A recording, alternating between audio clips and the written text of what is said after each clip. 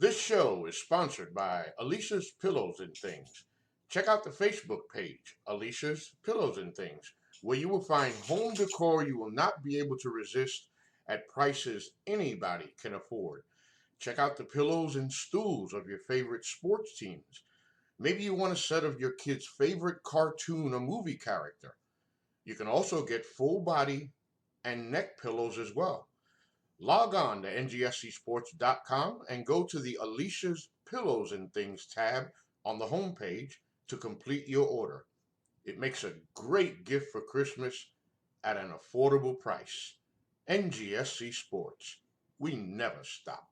You're listening to NGSC Sports Radio. Hear us live on ngscsports.com, where you can get awesome analysis for all things sport. Or check out our podcasts on iHeartRadio, Spreaker, iTunes, TuneIn, and much more. For our latest videos, head to NGSC Sports YouTube channel. Follow us on Twitter at NGSC Sports and like us on Facebook. NGSC Sports. We never stop.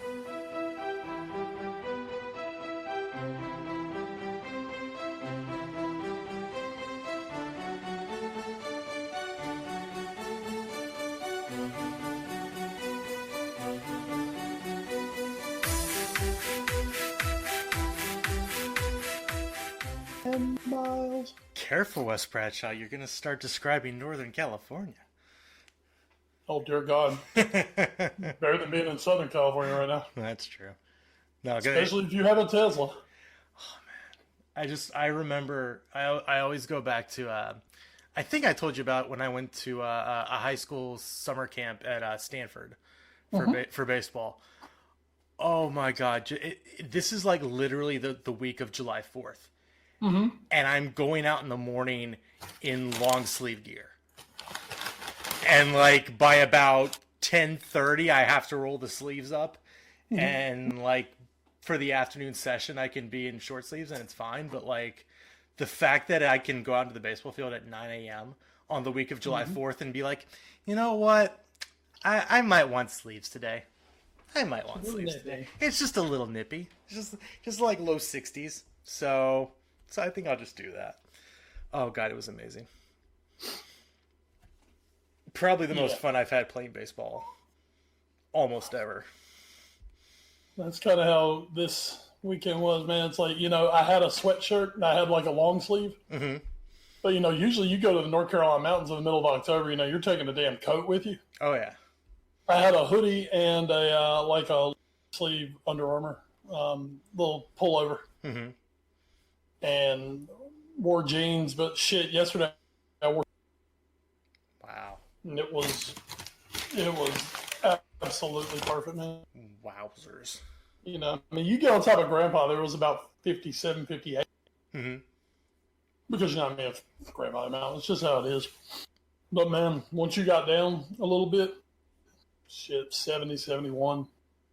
Not a cloud in the sky. It was amazing. Oh, as I used to call our football game, what would I call them, a Chamber of Commerce weekend? And then I'd mention murder sticks. Yeah, but that's okay. I'm still in business and they're not. So that's true. All right. Wait, really? Yeah, man. I love a gun as much as anybody. Those gun stores, man, they go in and out of business all the time. Okay, I thought it was because it was Steve Wordsworth's thing, and I thought it was amazing and wonderful. I had no idea it would just. It might have been for a year. I don't know. Let's put it this way: West Bradshaw's still in business, and whatever technical they were, they're not. It's true. It's true. Soon to be replaced by another, but still. West Bradshaw still in business, baby.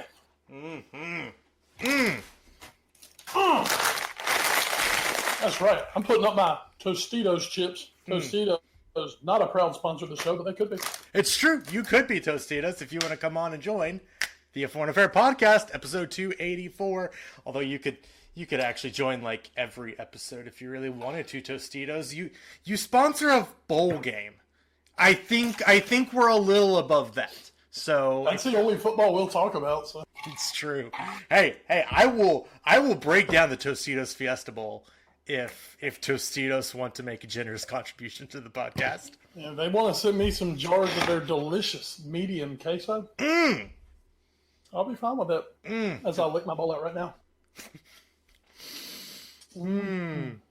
Love the Tostitos. I think we already got our episode title. Welcome, everyone, to the Foreign Affair Podcast, episode 284. My name is Edward Green, rejoined, as always, by McCollum Crime, Wes Bradshaw. And hey, it's an international break week, and you think, oh, well, you don't have anything to talk about. Ha ha! You were almost right, but you're not. You're not because, hey, your UEFA Euro 2020 qualifying went on this past week. The next to last match week for qualifiers. Except for the League of Nations playoff round of 16 that will take place at some point later that I stared at for about half an hour in prepping for tonight's podcast and still don't quite understand how it works. But hey, I'm sure it'll be made much clearer when the time comes. But hey, some big results. For one weekend, everybody in England got to use the same headline. So that was cool. Reality check. Way to go, guys. That was very clever of you. So we'll definitely talk about that a little bit. We'll talk, of course, about some other stuff. USA with a big match today. Can't wait to find out how they did in their game against Canada. Sure. I'm sure it went swimmingly well. I'm sure Dean Jones will definitely not do another Christian Pulisic article because of it.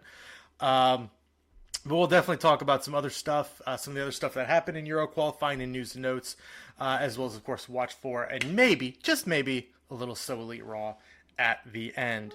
If we're feeling peckish. If we're feeling peckish. I might not be able to help you. So We'll mention that it's a segment. Don't worry, I promise. So that'll all be coming down the pipe here.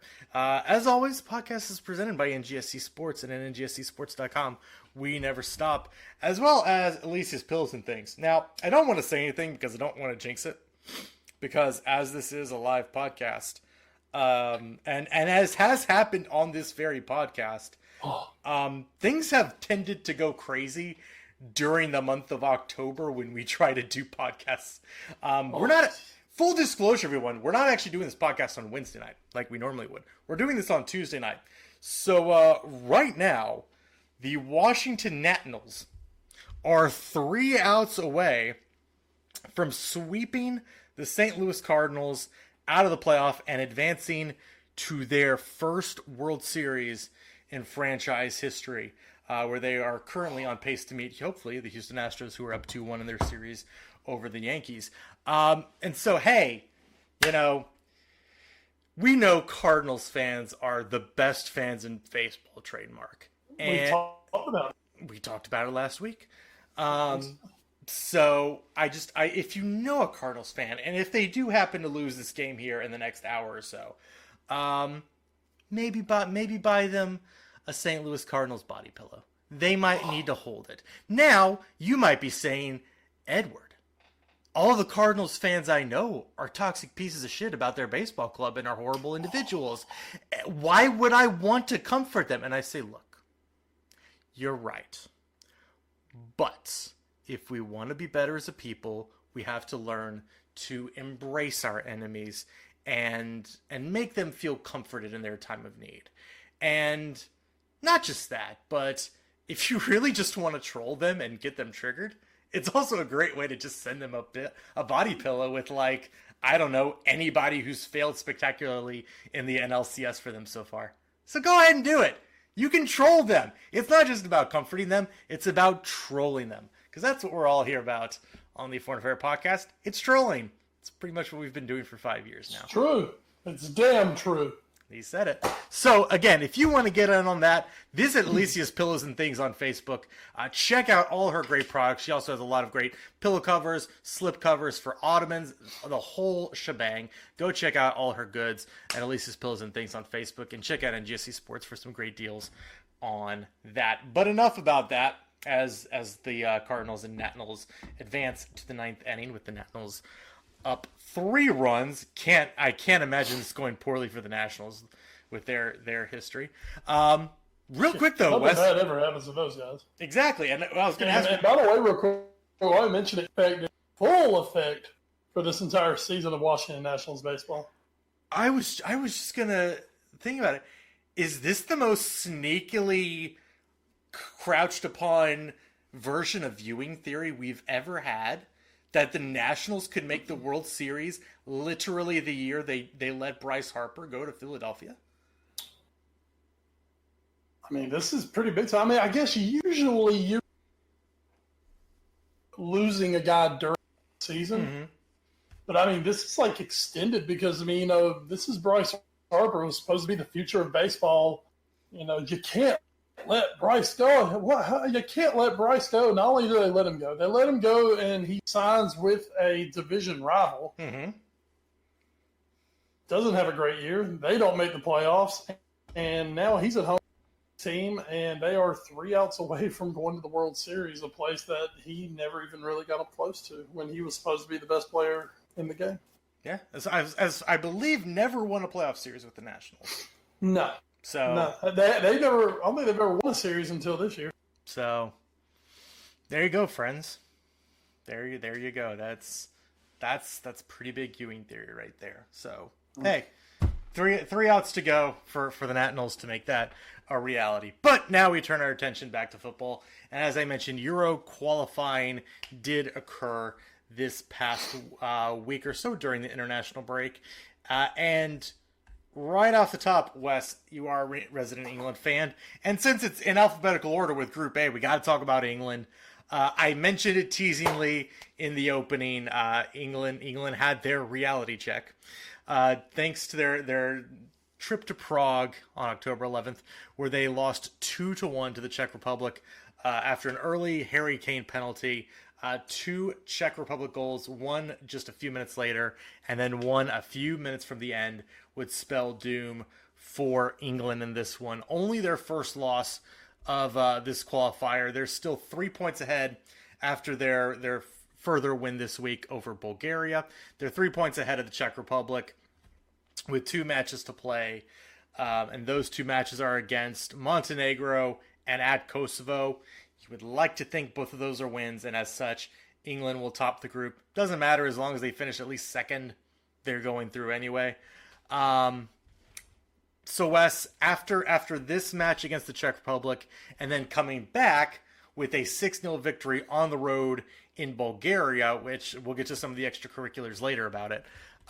What do you make of this England team going forward, that they can show a somewhat lackluster performance against the Czech Republic, easily the second best team in this group, and then rebound and dominate Bulgaria like they did? Well, you made the point of saying this was England's first loss in this qualifying group. Mm-hmm. That is England's first Euro qualifier loss in over 10 years. Ooh. I mean, we think about it. I mean, that's basically 2.5 qualifying campaigns. Sure. Without a loss. To do it in Prague to the Czech Republic, truly there's no shame in that. The only shame kind of comes from the fact that, I mean, you are England. You should be better than the Czech Republic anywhere you play them. It's not really that big of an excuse to be made. But, you know, they do bounce back against Bulgaria. I mean, here's the nickel take on England. England can score with anyone in the world. They've got a great front line. They got depth on their front line. They're good there. Midfield, they can be in the midfield, but sometimes they can be hit. Defensively, this team is shambles. Do you know who England remind me of? To a lesser extent, they are a version of 2013-2014 Liverpool. Oof. A team we've talked about recently.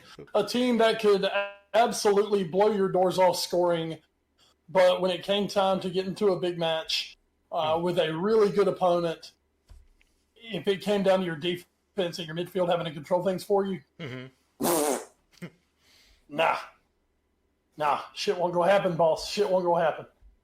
And actually, the Liverpool was pretty good that year against the big clubs, but it's just that it is a striking similarity when it comes to where the strength lies. England are going to go as far as Sterling, Sancho, and Kane can carry them. And unfortunately for England, I mean, that's good enough for, I'm sure, but at the same time, they did show they are vulnerable to getting picked off. And, right now, Gareth Southgate has made the comment that he's getting a lot of young guys experience right now for the Euros. So maybe he's not putting out his best 11 every match. Sure. But the thing is, I think he's playing a dangerous game there because I think this is the point you start locking down that best and getting them some getting them some chemistry and have those things working together.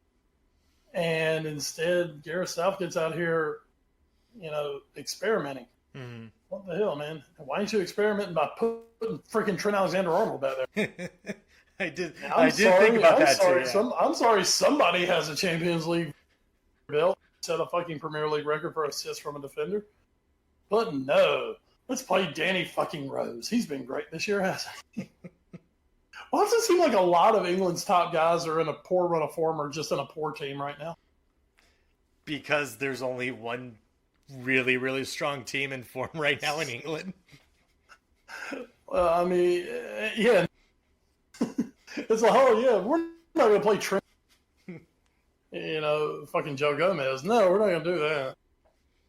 So, yeah, we'll see.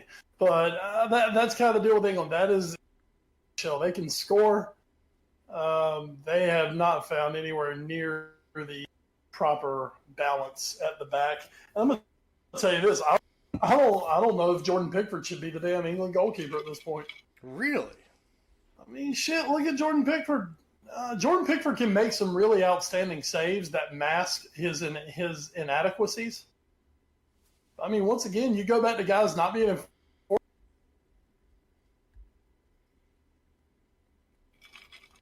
Yeah, he's one of the best players on the team who's in the relegation battle right now. I mean, he certainly has not had a great season. I'm in the Nick Pope bandwagon myself. I think Nick Pope from Burnley should be the England starting keeper. That's me. Just a mini hot take. I call it a warm. Yep. I mean, Nick Pope has done well for Burnley this year, so not a bad suggestion. Nick Pope's having a great year, and Burnley's having a good season. I just I don't know. I've never been overly sold on. I've just never been overly sold on Tyrannosaurus. And the Washington Nationals are going to the World Series. Yeah. Curly W in the book. Oh, boy. Wow. I'm really surprised they swept the Cardinals. I'm surprised they're in this round at all. Yeah. Well, I mean, I actually watched the end of their Game 5 against the Dodgers. I don't remember who it was, but one guy for the Dodgers was like literally about half an inch on his bat from ending it in the bottom of the ninth on a home run. But anyway, hey, Nationals took advantage of it. Good for them. Oh my God, the ghost of Kurt Suzuki. Oh shit. Oh my God, Kurt Suzuki. Oh no. Oh man, that's amazing. All right, so we'll talk a little bit now. Again, so for Group A, England still on top with 2 matches to play, 3 points ahead of the Czech Republic. Czech Republic are 1 point ahead of Kosovo in third place. Montenegro and Bulgaria, they're at the bottom. Group B, Ukraine is, I don't know, maybe a surprise team to top this group, Wes. 19 points. They've qualified for Euros. And maybe the somewhat surprising part, Portugal is right now in second and is only 1 point up on Serbia. Portugal is also 8 points back of the Ukraine. And this comes after their loss to the Ukraine this week, 2-1. Ronaldo has a late penalty there, but it wasn't enough to pull it all the way back. Now, Portugal do have just Lithuania and Luxembourg left on their schedule, so it looks like they shouldn't have much problem getting in. But I do wonder at this point, yes, there is a World Cup just 3 years away, and Euros are next year, but is this maybe sort of one of the last hurrahs where we could see Ronaldo on the international stage? I can see Ronaldo holding out until, I can see Ronaldo holding the next World Cup. Mm-hmm. But I think at this stage of what we're seeing of Ronaldo, I think this is kind of the last hurrah. Okay. So he's 33 years old. Yeah. He's certainly not getting any younger. He is up to 700 fucking career goals now. Yeah, that's insane. 700 on the week. That's crazy. They should qualify out of this group still, but I think we're kind of seeing the end of an era for Portugal. And luckily for Portugal, they have some really nice pieces to kind of start into that next era. But if they don't want to have a precipitous drop coming soon, they're going to have to figure out how to navigate the waters. Yeah, it's going to be a bit of an adjustment. Again, these are the defending Euro champions, I believe. Or did I just fuck that up horribly? No, that's right. Okay. They are the defending. All right. It's just been a while. It just seems like it's still such a bizarre one because at all they were so good at getting a 0-0 winning a penalty. That's true. It's very good. Kind of their MO for the European Championships 2016. So. Exactly how you want to win a major tournament. Group C, Netherlands. This was, of course, a team who missed the last World Cup, was in a bit of turmoil. They are currently atop the group on head-to-head goal difference versus Germany. Both are currently sitting at 15 points, 3 ahead each of Northern Ireland. And Wes, that's, I think, the big storyline out of this group, Group C. The Netherlands, at the beginning of qualifying, they played a very tight match with Germany out of the gate, 3-2, a loss at home. But, hey, that's, again, Germany's still very good at that point.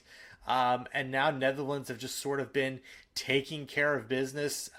Gigi Wijnaldum with a brace in their win this week against Belarus. Memphis Depay with a brace against Northern Ireland. Remember him, everybody? Memphis Depay, yeah, that's a guy.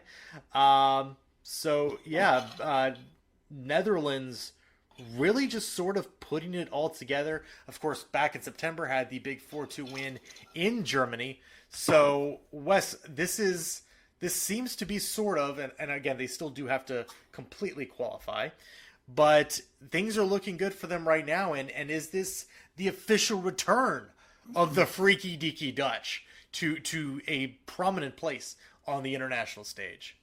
The Dutch. Let's take a look.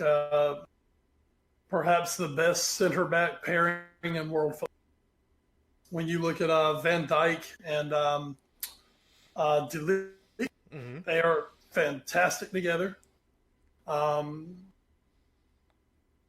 Memphis Depay, who, for whatever you may think of him from his Premier League stint at Manchester United, when there are a couple guys on this team, he's just one of them. When they pull on that shirt, it's like things just go well for him. Mm-hmm. Yeah. You're looking at guys like Depay and Ryan Babel, who the hell is Ryan Babel to be on this group and to be playing well? But with the Dutch don't ask their front line to be the big scorers. Mm-hmm. This is not the Dutch of Van Nistelrooy or Van Basten or even Van Persie, where it's the central striker who's carrying you with all the goals. No, they're getting goals. Gini Wijnaldum is like a goal-scoring machine for the people, why did he do it in Liverpool? He's asked to do a completely different job by he's asked by Ronald Koeman. It's just different. But you know what? Wijnaldum was brought in when he came from Newcastle, he was a goal-scoring, attacking midfielder. Jurgen Klopp has just adjusted him into more of a central midfielder. But when he goes and plays for the Dutch, he goes forward, he scores. You've got Luke de Jong. You've got this fantastic young generation that's coming through Ajax and PSV at this point. And the Dutch are absolutely on their way, I think, toward becoming one of the major power players in world football. And it's scary because they're at a point where they should only be getting. And I mean, that is a scary proposition for the rest of Europe. Maybe, the sleeping giant has awoken. That's and the big and the orange. And they have a smoke and a pancake. No longer are they relying on a dodgy flapper of Arjen Robben. This is a new crop of people that have come to play for the Dutch.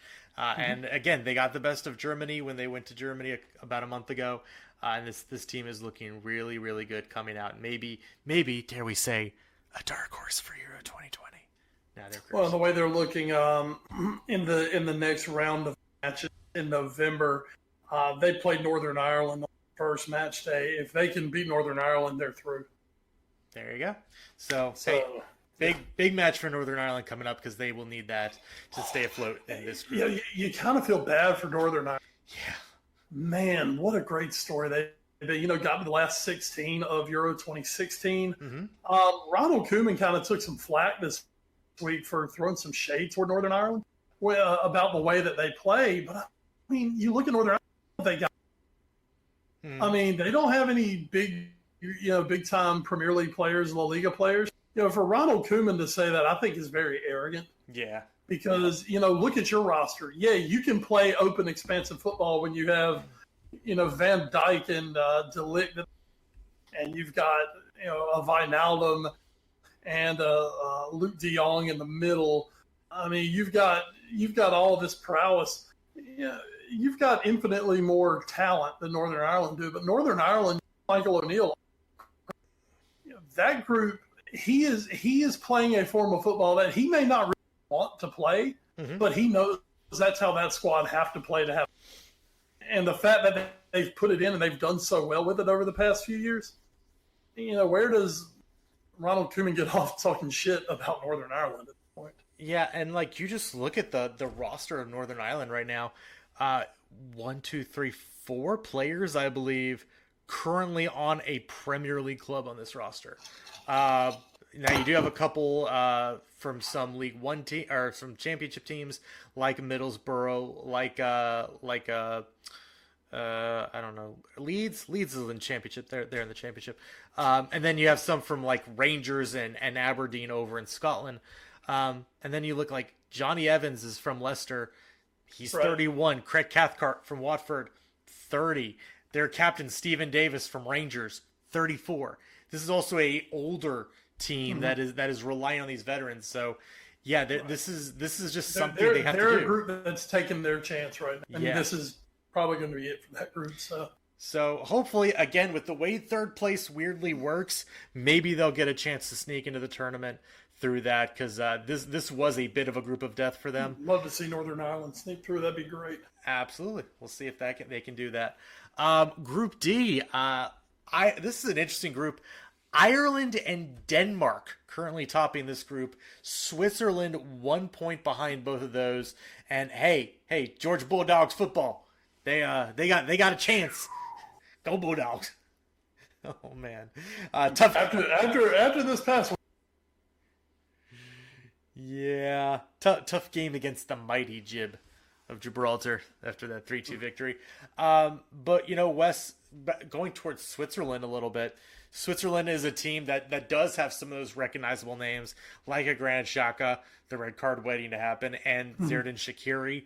And so for them to be both behind right now, as of right now, Ireland and Denmark. Now, luckily for Switzerland, Ireland and Denmark play each other the last match day of this qualifying campaign. So there's definitely a chance for them to overtake them. as well as having a match in hand over Ireland. So definitely chances for them to jump back in. But is there any chance that maybe we talk about windows, we talked about Portugal, Switzerland has been somewhat prominent on the world stage the last couple of international competitions. I believe it was the last World Cup or the one before that, they were actually a top 8 team in the world and were a pool 1 seed. So is this maybe the last chance for Switzerland to also with some of these guys to make a run here? Yeah, they are an older group as well. And for Switzerland, a little something going against them. Jordan Shaqiri, don't believe he's not playing in this group of matches. Don't believe, I know he didn't play in the last group of matches for Switzerland. Mm-hmm. He is a talismanic figure for them, and he's been missing for a chunk of this qualifying, at least here in the last 6 months. So that's one they've been missing, who, as we've seen in the past, makes a big difference for Switzerland. So that's just something to keep in mind. Okay. As we talk about Group E now, very interesting group where each of the top 4 teams have 2 points between them. Croatia's at 14, Hungary is at 12, Slovakia is at 10, and Wales are at 8, which means none of those 4 teams with a couple matches left to play have actually been eliminated. Croatia, this was the team that made it to the World Cup final just a short time ago. But they still have a little bit of work to do. They have one more match against Slovakia coming up here, and they need to win that to make sure that they can qualify, because they could be passed if they don't end up winning that game. That's true. And for Croatia, straight touches them. Mm-hmm. But man, they have been in such a funk since the World Cup that they are finding themselves in a tough spot right now. And they were on the verge of qualifying over the weekend before Gareth Bale equalized late. Well, not really late, but late in the first half. Mm-hmm. Equalized, and Wales kept their hopes of going through alive, getting that 1-1 draw. But for Croatia, that's really what it's been. It's just been this hangover, and they haven't come anywhere near the heights they were reaching in that World Cup campaign. Absolutely, and you mentioned the Gareth Bale goal from this past week. We also can look to last month when they were in the wonderful city of Baku, which, of course, the last year's Europa League Championship final location. Amazing place in Azerbaijan. But there, Croatia went to go play Azerbaijan, got an early Luka Modric penalty, and then gave up a goal in the 72nd minute to come out of there with a point. So there's multiple chances they could have had to break away from the pack here, and haven't been able to do it. Hey, here's another tough group, though. Group F, Spain is through with 20 points. Sweden behind them with 15. And then it's Romania on 14 and Norway at 11. Norway, another one of those teams that I think kind of surprised a little bit at the last Euros. But hey, Sweden playing Spain very tough this past week, leading 1-0 for the final 40 minutes until Rodrigo for Spain came up with a goal in the 92nd minute to steal a point in Sweden. And Wes, we've been talking a little bit about the Spanish rebuilding process. It looks like it's starting to come to fruition, but maybe, just maybe, with the spirit of Zlatan in their hearts, Sweden could also maybe make a little bit of a run in this thing. After the unveiling of the statue of Zlatan. Oh, yes. Oh, which we somehow skipped over last week. And also forgot to wish Zlatan a very happy birthday. Happy birthday, Zlatan. It's been interesting. Spain are the story of the group as usual, as you would expect them to be. And a very damp squib this past week as they draw both their matches. They're comfortably up. They're going to go through. No doubt in that. But right now, this is crazy to say. I don't see Spain as any sort of a threat to win the Euros. Really? I don't think Spain are very good. Okay. They can pass the ball all day. Always been able to play their little brand of pass the ball around football. Spain has like no cutting edge, no bite. Okay. Nobody who's going to take that match by the scruff of the neck and just pull them over the line.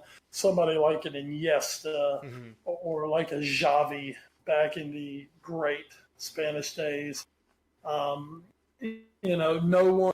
I don't think you have anyone like, as much as I hate to say it, like a Sergio Ramos was in his pomp, or really a Carlos Puyol, or even carrying the armband. As good as David De Gea is, Iker Casillas as the Spanish captain was on like another level. Absolutely, especially during that 2010 World Cup run. Amazing. Oh yeah. And I don't think De Gea has ever hit those heights. De Gea may be actually a keeper than Iker ever was, but Iker Casillas pulling on that Spain jersey, it's like you could just tell that, he went full Brendan Rodgers. I will die for this. He went full Brodge, and he cared, and it was everything. Then De Gea picking up over this qualifying period. I don't see Spain as a real threat to Euros unless something big changes for them. All right. Well, then I'm curious then. I wonder if you maybe think the same thing about the team that has already qualified through Group G, and that is Poland. Poland is a team, of course, you've been hearing a lot about the last few international tournaments, obviously, with a great player like Robert Lewandowski on the team. Very easy to talk about them from that standpoint. 19 points in the group right now. They lead. Austria, a team that last Euro qualifying went perfect in qualification and then masterfully flamed out of the tournament. They are now back in second place. They have 16 points. They are very, very likely to qualify, as the next three teams below them are all at 11 points. So Austria just need 1 point to really guarantee qualification going forward. But Wes, we heard just how you felt about Spain. Not really high about them. Do you maybe feel the same way about Poland, or are you feeling maybe a little better about them? I mean, it's not even that. It's just when you look at Spain, you have an expectation just based on the jersey. Mm-hmm. You have an expectation that Spain are going to be one of the absolute best teams in the world and be a threat to win every tournament they enter. You don't get that with Poland. Poland are having a really, really nice qualification campaign. Mm-hmm. But at the end of the day, I mean, I don't know what this has changed where suddenly everybody's going to see Poland as any sort of a contender for this title. So, it's nice seeing Poland do what they do. Poland really put something together once they get into the tournament proper. Mm-hmm. But I mean, I'm not losing. If I'm one of the big teams around Europe, I'm not losing any over Poland, and they're a good start. Well, teams that has been made a lot of sleep to be left. Don't worry about that. France. Yeah. What the hell? France right now actually second in Group H to Turkey. One of the shockers of qualification so far. Now, France still do look likely to go through. Their final matches are against Moldova and at Albania. So still very good chance for them to get through. But Turkey right now, the shock team leading this thing, they got a draw in France this past qualification week, coming back from a goal down. Olivier Giroud, his goal was not enough for France to get all 3 points. So big job there for Turkey. Also in their other match, Sanctusson getting a big goal in the 90th minute at home against Albania to keep Turkey atop the group. But maybe, Wes, as big of a surprise maybe it is that France is not leading this group after being the World Cup winners from just a short time ago. Iceland, one of those very big feel-good stories from the last Euros. They knocked out England in the knockout stages to start with. They're currently 4 points back with 2 matches to play. Don't look super likely as of right now to go through. And as fun as it was to see Iceland at the last Euro main stage, it would be a little bit of a shame for them to miss out on a return chance there. Absolutely. For a squad got that taste of glory the last time, it has been somewhat of a tough pill to swallow. But, for Iceland especially, we talk about golden generations and chances of things happening. Theirs is a very small window. This is a really special group they've had come through. It's been a group that no superstars, but every one of them pulls the same on the rope, is one of the analogies. And it would be a shame to see them flame out and lose it here. But, France is expected. Turkey has been somewhat surprising, though, as they actually do lead the group based on the, as you said, head-to-head with France at this point. And it's somewhat of a fascinating group going home to see if maybe Turkey are the ones who don't blink and let Iceland slide in. So now we turn our attention to Group I, where Belgium currently sits atop this group. They are a perfect 24 of 24 so far in qualification. And they've basically had to be to keep pace with Russia. Both those two teams will be advancing. Russia, their only loss so far is to Belgium. And those two teams still have one more match to play in this coming cycle. But Wes, Russia is actually the only team so far to score against Belgium in this qualification cycle. 30 goals in 8 matches for Belgium. The 1 goal against for a plus 29 goal differential. Absurd levels of play here. And this is, we've said the term dark horses a few times in this podcast so far. Belgium have been that quote-unquote dark horse a couple times.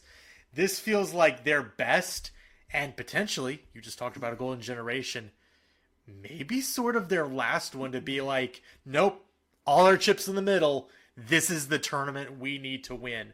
Because Belgium, for all we've been talking about them and all the great talent they have on this side for so long now, since we've started this podcast back in the 2014 World Cup, it's finally time for Belgium to come good and win something, right? I mean, it seems it's got to be, because Belgium are now listed amongst the favorites. That's what you get when you've had good showing, when you've got really good players, and when expectations start to come up. And for the Belgians, Roberto Martinez is going to play for his job at this upcoming Euro.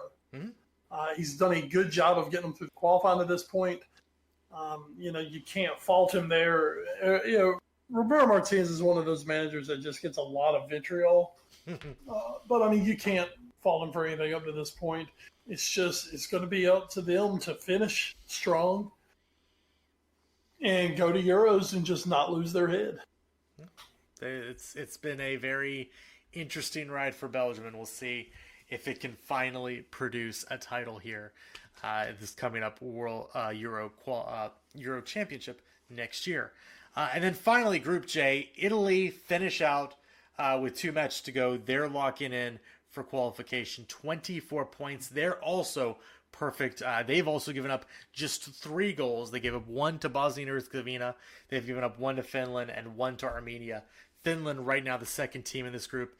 And Wes, the last time it seems like Italy was incredibly good was back when they won it all in the 2006 World Cup. And now it seems like we've had some false starts over the years. Italy hasn't really been able to put it all together really for a while now. And, not the strongest of groups. Again, Finland is second. And then there's Armenia, B&H, Greece, and Liechtenstein rounding out the group here. But is this, you've been down on Italy. You've been down on a couple other teams. Are we lifting up Italy? Is this the return of the Pirlo boys to the international stage? I don't believe they've got that depth of talent that they had when basically Italy ruled the world, and if they didn't, they were right up somebody's right hand, it seemed like. I don't think they've got that talent base. What they do have, though, they've got a good players who are all pulling in the same direction, which for Italy is kind of a big deal because apparently Italians don't play nice. with each other. So, yeah. But, I mean, overall right now for Italy, they're doing it, and I think the best thing for them is they're doing it on radar. They're not going to go – they can go undefeated in this qualifying. They're not going to go in as as a favorite into this tournament, which is going to be kind of unattacked. But that may help to really help stir them on. Absolutely. So we will see if they are able to make a deep run when Euros kick off next summer. But again, still one more week of internationals to play. That will be November 16th, 17th, 18th, 14th, 15th. Although that whole week around there when we next have international break. What are you clapping for, Wes Bradshaw? I'm clapping because we get another international. Hey, there you go. Next month. Same time, same place. And then next year, sometime in March, the playoffs, which will happen somehow. Scotland, Georgia, and Belarus are already there, so we'll see how that works. Still not completely sure, but it is what it is. They'll figure it out. Don't worry, they'll figure it out. Wes, if I had to let you guess, I'm not even going to have you guess the player. Do you know what team the current goal-scoring leader of Euro qualifying is? Negative Ghost Rider. Israel. Really? Aaron Jahavi, with 11 goals, is currently leading the field. Artem Zyuba, I believe he's played in the Premier League before, out of Russia. He has 9 goals. And then Harry Kane and Raza both have 8. So that is where things are looking. Hey, Teemu Pukki, a guy we've been talking about a little bit this Premier League season, he's got 7. So Pukki. Hey, he's the great hope for Finland. Maybe. Hey, Finland's second in Group J. Maybe they pull through. Maybe we get some Pukki next year in Euro 2022. I would love Pukki, baby, Pukki. So yeah, that's your Euro qualifier update. Again, the United States lost tonight to Canada 2-0 in Canada. Because apparently CONCACAF also has a Nations League, kind of like Europe does now. And so I believe that means that the United States will not be going on to whatever tournament they go to from there, because they're currently in second place and they're 6 points behind Canada. So, yeah, unlucky, I guess.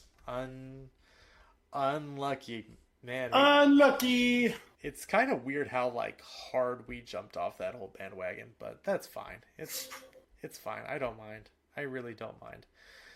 Nobody go back and listen to early podcasts of this of this show. Don't do that. It's fine.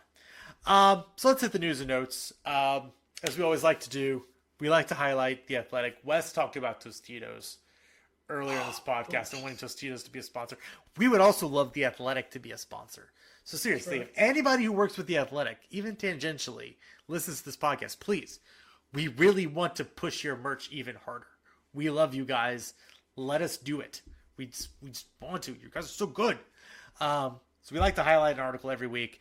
This week, go check this out from Simon Hughes, an article about how prison inmates are trying to be reformed into football referees. It's a great story.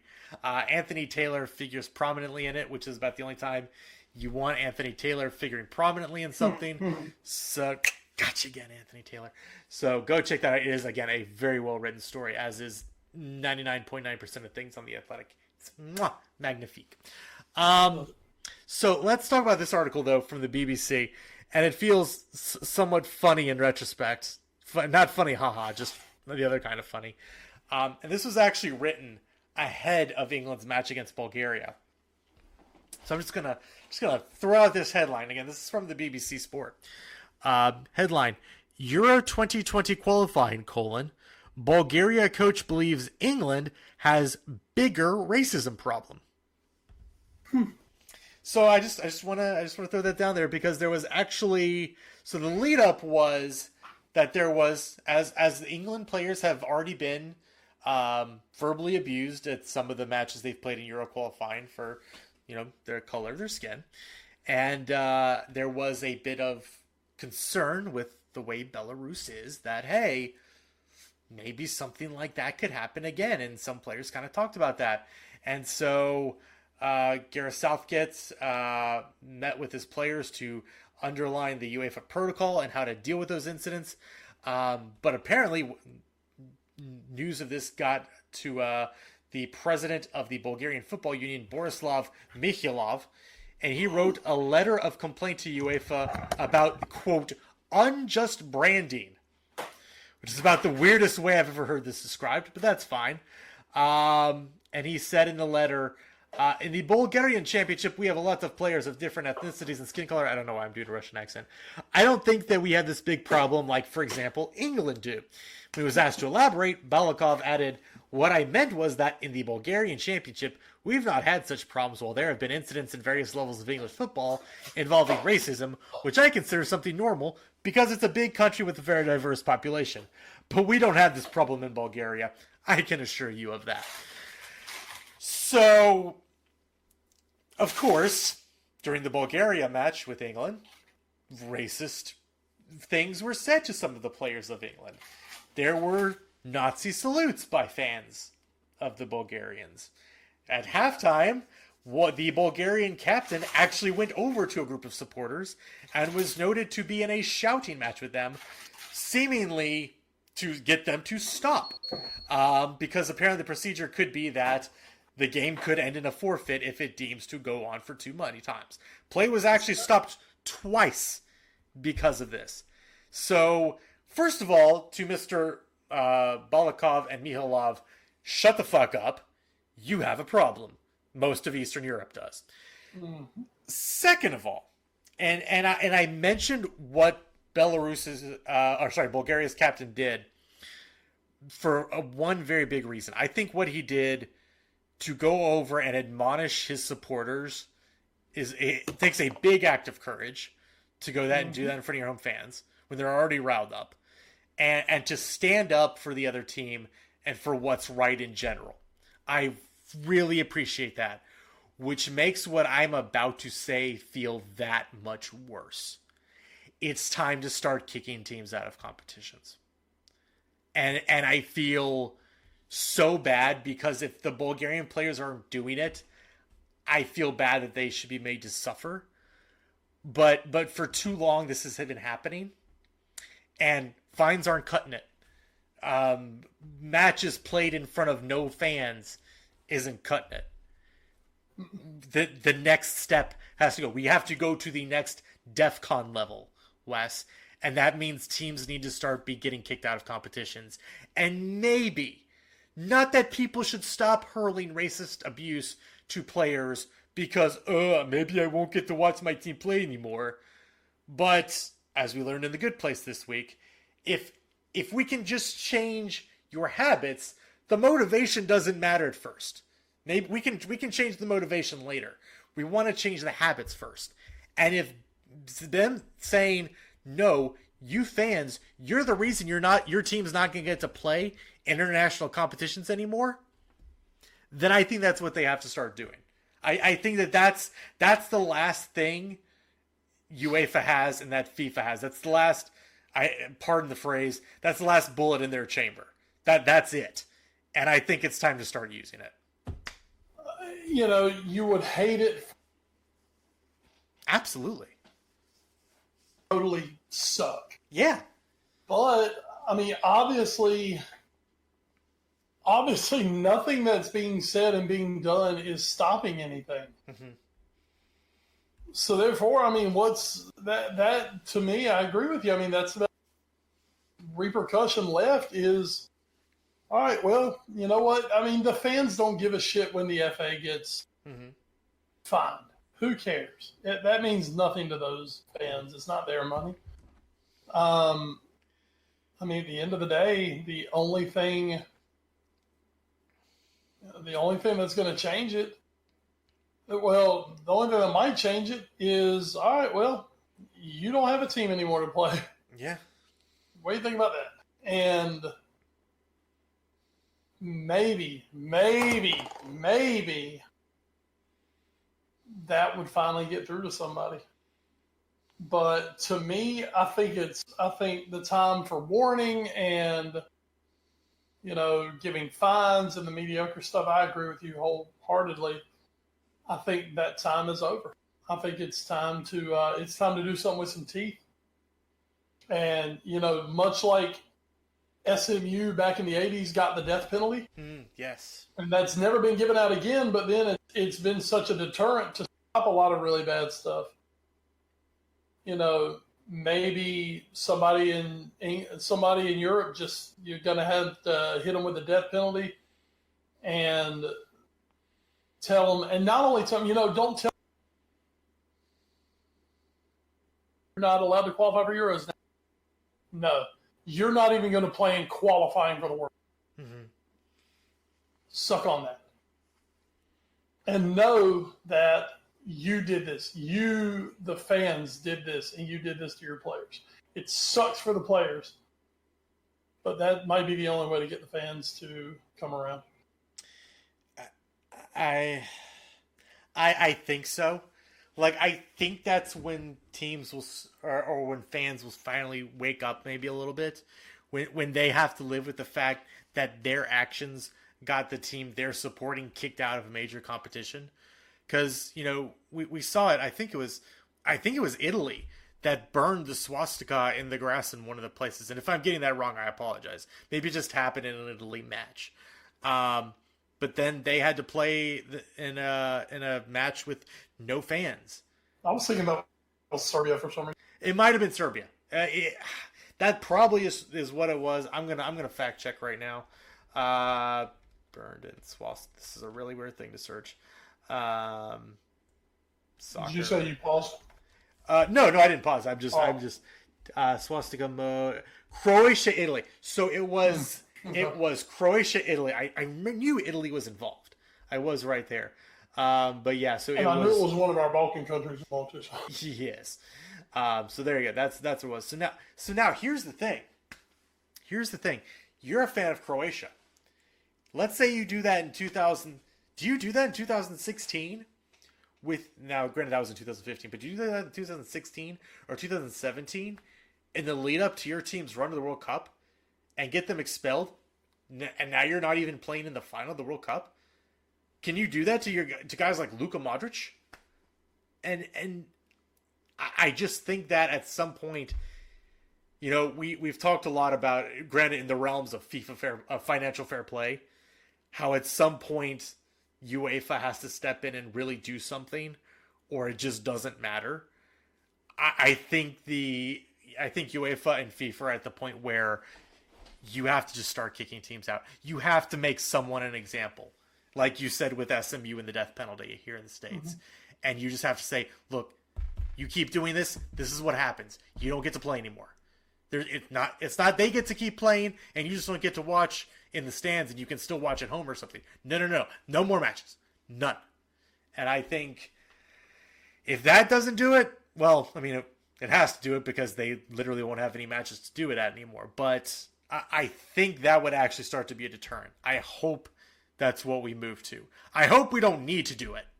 That's what I really hope. I hope that we just don't need to do this because people stop fucking doing this. But I don't think that's going to happen, so... You think about it, you basically put your entire country on hiatus for like 4 years. Yeah. We'll say for a 2-year cycle. No, I'd say 4. Just, no, it's gotta be big. I think it actually has to be big. If we're talking death penalty, I think it has to be 4 years. So. Well, that would put an entire World Cup cycle. That would basically take you out. Yep. Or you could start it off with one World Cup cycle. Mm-hmm. And see if anyone is still foolish enough to go after it then. Yeah. And don't do this. And to FIFA, don't just do this willy-nilly. Like don't randomly just say, oh, well, you did it, so this is what we're doing now. No, I want you to come out and say tomorrow, from now on, if you do this, this is the penalty. And then see if people still do it. I don't want you to randomly just say, like, oh, well, you did it, so no more matches for 4 years. I want you to come out and say, no, this is the penalty. We're taking this seriously. If you do this, these are the consequences. That's what I want. And then if somebody is genuinely still stupid and racist enough to do it, then their team gets what they deserve. Sorry. Mm-hmm. And maybe it won't change their opinion or that person, but maybe people in the stands around them will police them a little bit more and be like, hey, buddy, shut the fuck up. I don't want my team to get kicked out of Euro qualifying and World Cup qualifying. Shut the fuck up. There you go. There you go. There you go. There you go. Your move, UEFA. Your move. So we're trying to help you guys out. We're trying to fix your messes. These ideas are free. They're so free. I mean, we will take some money for them. I would take tickets to Euro 2020. Just saying. I mean, we need airfare and shit too. But I'm talking about the entire package. Package deal here. Hotels, flights, food, whatever.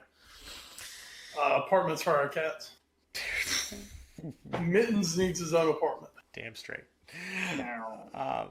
Mittens is a she, but that's fine. So how dare you assume his gender? I assume it's gender. I'm not assuming. It's just it's a biological fact. But Ed, how do you know what Mittens is thinking? Well, from one name producer's Jackie, her description of when they lived in a house in Pennsylvania with one of her roommates' boy cats. I'm well aware apparently of exactly what gender our cat is. So Mittens, you little scamp, you. Mittens was a bit of a skanky bitch at one point, but that phase of her life is over. So. Mittens, you did scamp you. That's why one name producer Jackie had her snip from a very early age. We love you, Mittens. Yeah, we do love you, Mittens. We love you so much. All right, last story here in the news. Cat's in there going, who the hell is Mittens? Why do you keep calling me that? At least they get name dropped. Last article here. So we gotta get our U.S. women's soccer story in. Jill Ellis has retired. She has sailed off into the sunset from coaching the U.S. women's national team.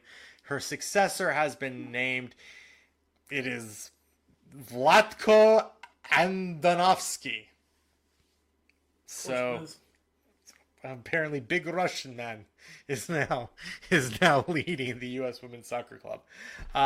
He was the former manager of the Reign FC up in Seattle, a very good soccer program. We joke. But very, very good coach, and he is going to come on board here and take over. Of course, he also... all Putin's plan. Oh, man. Does Joe Biden have anything to do with this? That's the Ukraine, not Russia. Aren't they all the same thing? Come on. Oh, God, no. Well, if Putin had his way, they would be, I guess. There you go. And I stand with Putin. Mostly because I like saying Putin. This is like that time we started talking about Rick Fox. So there you go. Murder sticks.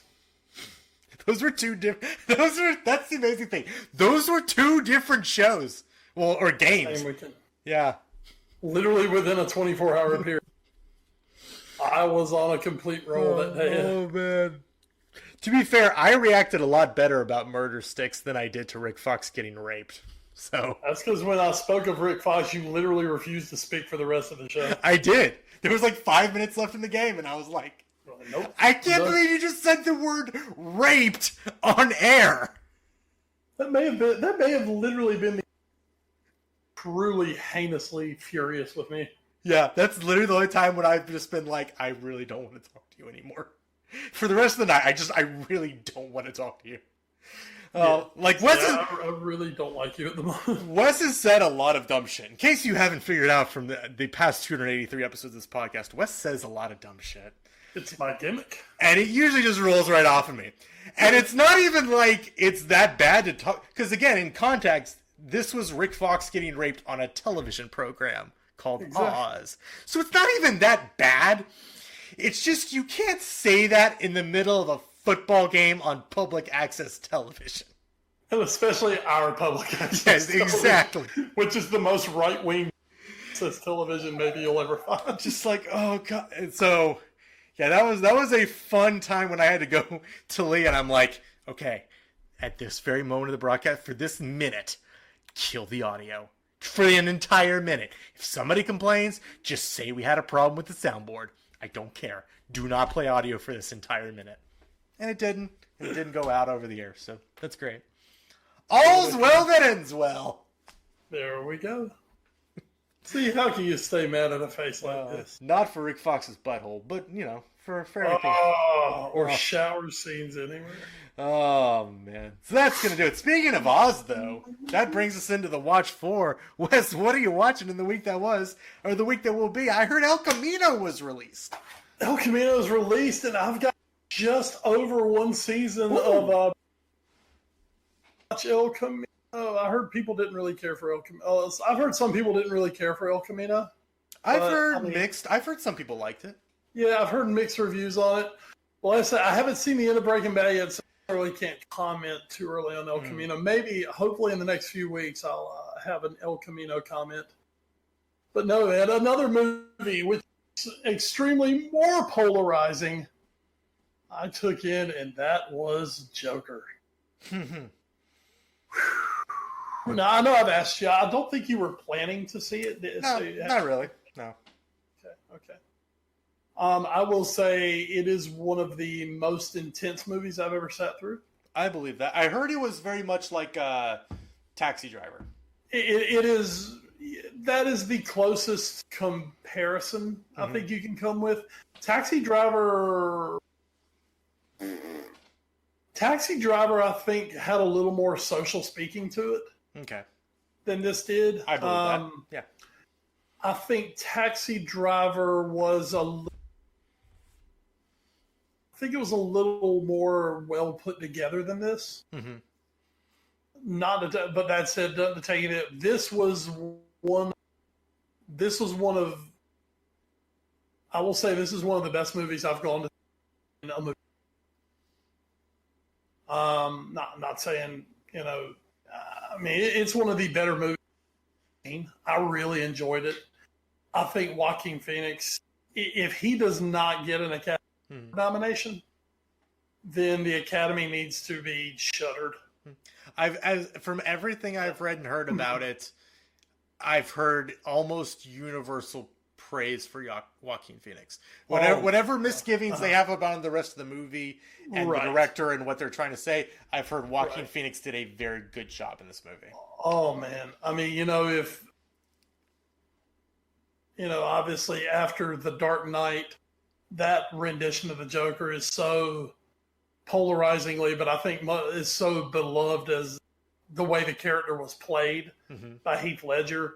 And everyone, of course, it's now legendary how far Heath Ledger dove into the character. Joaquin Phoenix's, it was a totally different Joker than what we've ever seen. It was totally different from Heath Ledger's Joker, who, and I'm not going to throw any spoilers out there, but just talk about, where Jokers of the past, including Heath Ledger, it was like you couldn't explain why they were doing what they did. It, kind of like Alfred Pennyworth said, some men just want to watch the world burn. That's what he said about the Heath Ledger Joker. This is not that Joker. You can see his descent into it and into what he more or less causes. It's not that he goes out looking to incite a revolution. It's more what happens just based on circumstances that happen to him. I really enjoy going to see it with my girlfriend who she had an absolute field day. She absolutely loved the movie. She had a field day with it. And it is a stark look at mental illness. Also, what's interesting is ending leaves a lot of things your personal interpretation, which I like a good movie like that every now and then, where at the end you're like, you and I can watch the exact same movie and completely disagree on the end. Mm-hmm. And I enjoy a good movie like that every one that makes you think about it, and one that can lead to, we'll say, friendly arguments about, no, this is what happened. No, this is how I see it. But there are some just iconic scenes in this movie, just little moments where you can find the Easter eggs. There is a nod to that somewhat infamous scene in The Dark Knight where Ledger is hanging out in a car, driving it through the city, and they make the comment that Gotham is burning. And there is a moment very much like that in this movie as well. I would recommend it. Just know that, do not take a child anywhere near. I mean, they will not be entertained. There's no Batman. There's nothing like that. Now, that said, the Wayne family does feature in this film. Yes, they do. They do have a prominent part. But there is no Batman. There is no fun little scenes in there. There's no wink to the audience from the Joker character anywhere. It is straightforward. It is gritty. It is bloody at times. It is brutal. It is uncomfortable at times. It is cringeworthy at times.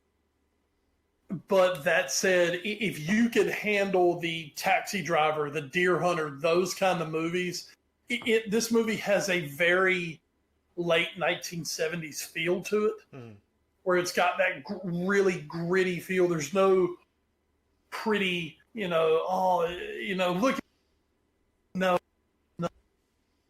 It is in your face. It is gritty. And that's the word I keep using, is gritty.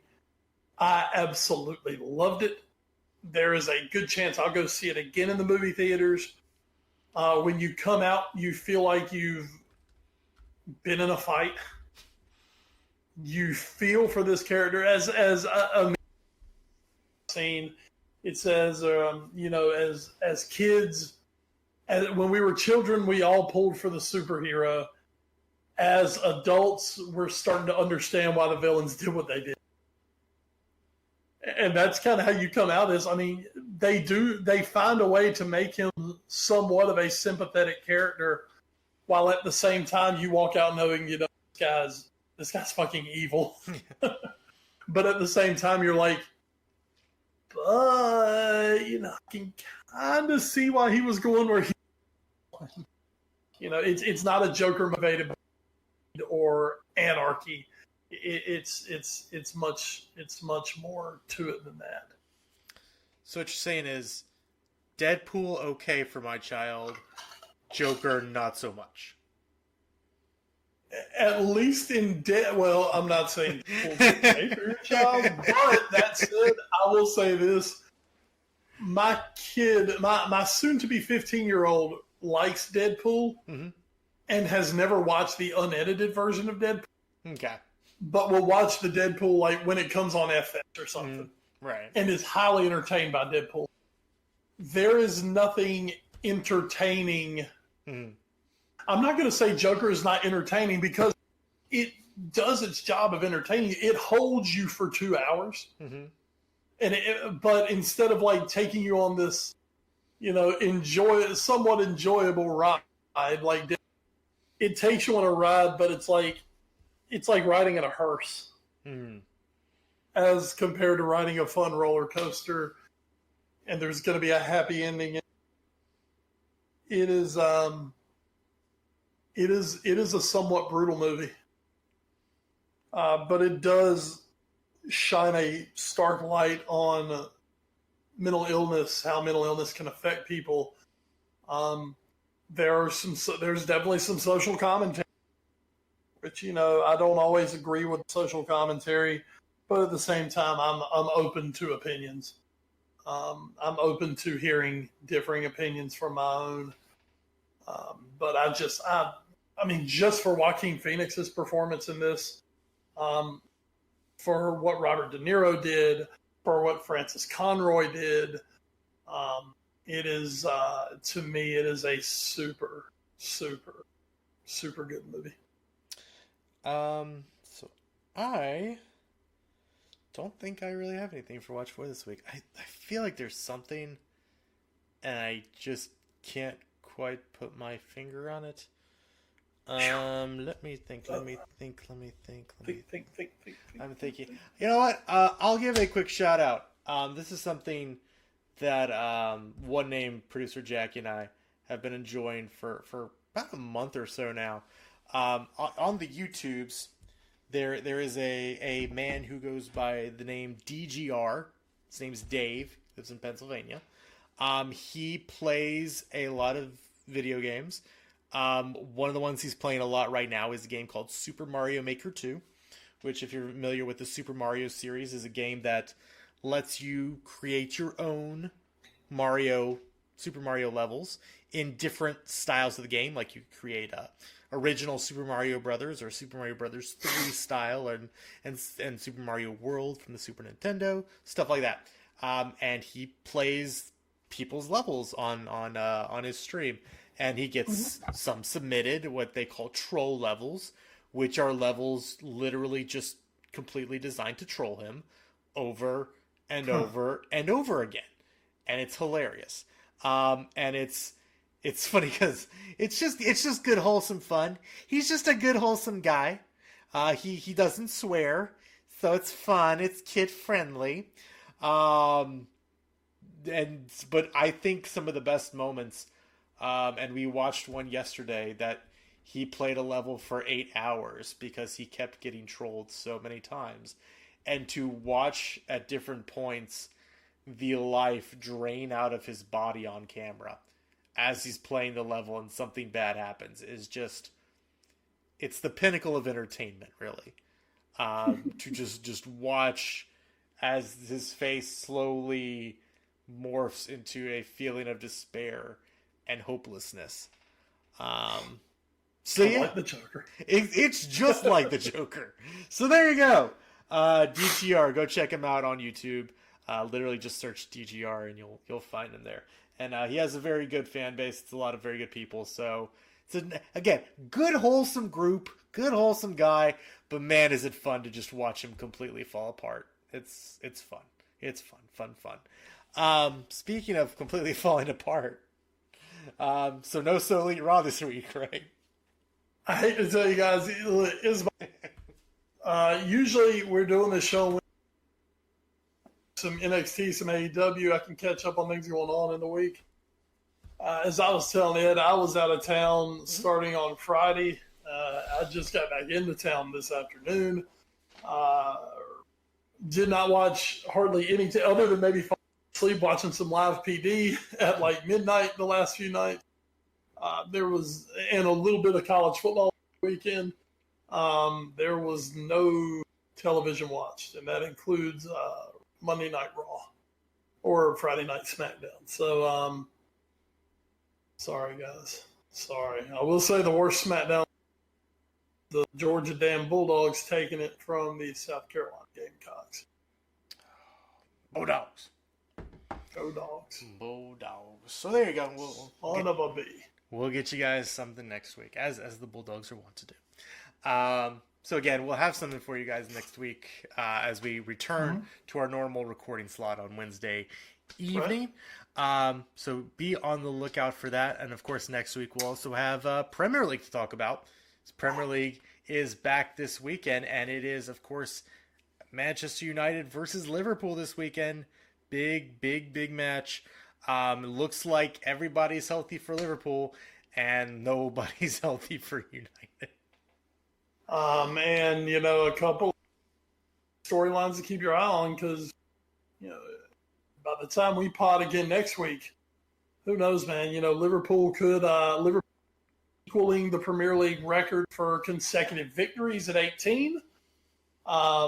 If they pull that off and they do it in very convincing style, could Ollie still be the manager by this time next week of Manchester United? He has received the dreaded vote of confidence recently, even though I will say United's vote of confidence does seem a little more, I would say, legit than a lot of times you hear the quote vote of confidence. Or could United spring the upset of the season and say knock Liverpool off? knock them off their fucking perch, as Fergie would like to say about them. Yeah, we'll see. There's a lot of big storylines going around this match, as you said. It sounds like everybody for United's hurt. So, we'll just have to see what happens. Of course, that's it. I don't really give a shit if they're hurt or not. Liverpool are just better than United, and they should go and take care of business. Amazing. We will see, I guess. That's the big question, is what happens. Okay. And we will see this weekend. So again, check that out, guys. That's the big match of the weekend.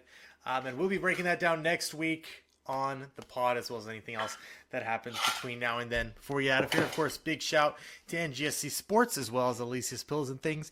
You can find them on social media, as well as us on Twitter. As a collective, we are at AFA Pod. Wes, you are? I'm at Wes Bradshaw 21. I am at Edward Green. You can also find us on Facebook, Instagram, and the YouTubes via our parent show, The All New Sports Show. You can also email us at allnewsportshow@gmail.com. Thanks to our podcast providers, including Podbean.com, Stitcher, Spreaker, iHeartRadio, the TuneIn Radio app, Google Play Music, and the iTunes Music Store. So again, we will be back next week to talk to you all about what the happenings in the Premier League as they return from international break. But before we get out of here, Wes, anything else you'd like to add? High school football was back this week from the bye week. Game we ended up doing turned out to be really good for about 3 quarters. Fike was leading Southern Nash going into the fourth quarter by a score of 14-8. And needless to say, it did not end that way.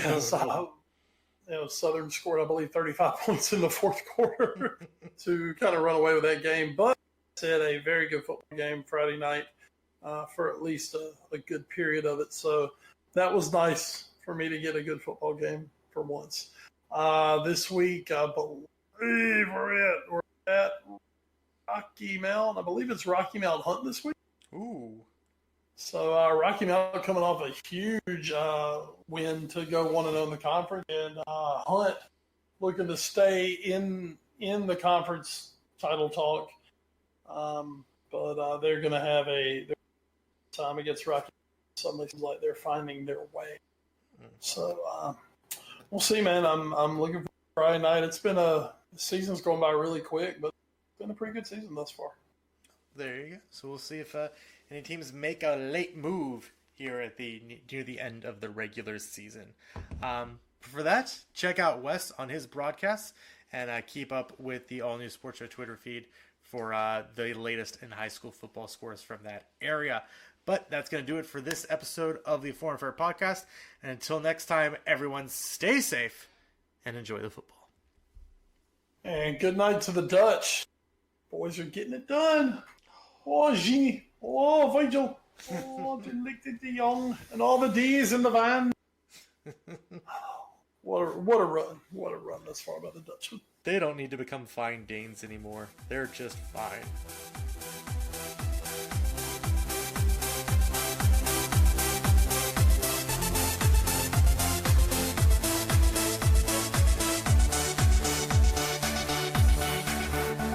This show is sponsored by Alicia's Pillows and Things. Check out the Facebook page, Alicia's Pillows and Things, where you will find home decor you will not be able to resist at prices anybody can afford. Check out the pillows and stools of your favorite sports teams. Maybe you want a set of your kid's favorite cartoon or movie character. You can also get full body and neck pillows as well.